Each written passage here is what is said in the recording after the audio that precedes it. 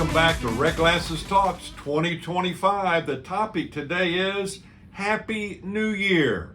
Now, you'll be watching this, if you watch it when it first comes out, on the 13th of January 2025. So my question is, from January 1 to January 13, how's your attitude been?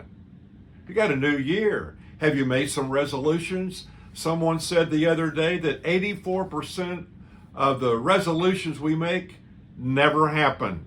Well, we need to learn from that. So all I want to do is do what we often do when we come into a new year. We tell our friends and others around us and family, Happy New Year.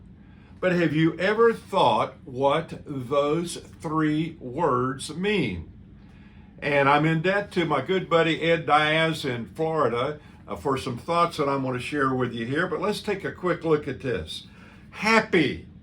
So Webster says it means enjoying well-being and contentment. And in brackets it says contentment is a choice. In other words, it's saying happiness is a choice. It's not something where all the circumstances have to be perfect and then I'm happy, but it even means when the circumstances are awful and difficult and tough, I can still choose to be happy. It's an inside characteristic. So, happy. And then new. How's that defined?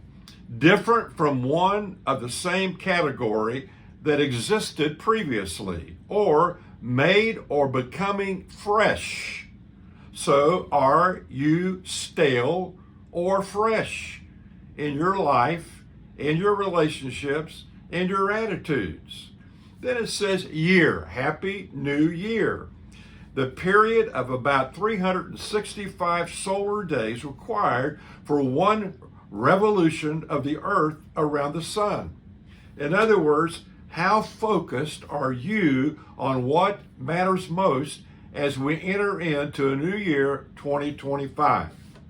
Now, this is just a simple little thought, but think about this. And I want you to really let this prepare you for the series we're getting ready to do on Red Glasses Talks. Happy. Choose to be content. New. Experience fresh growth in your life, in your relationships, and in your faith. Year. Plan well your calendar with things that matter most in mind. So in Matthew chapter 22, Jesus says this to help us out in terms of how to plan and what matters most. He said, you must love the Lord your God with all your heart, with all your soul, with all your mind. This is the first and greatest commandment. A second is equally important. Love your neighbor as you love yourself. And then in John 10:10, the scripture says, Jesus says, I have come that you might have life. Not just exist, but have life and have it more abundantly. So you think about that. And oh, by the way, Happy New Year.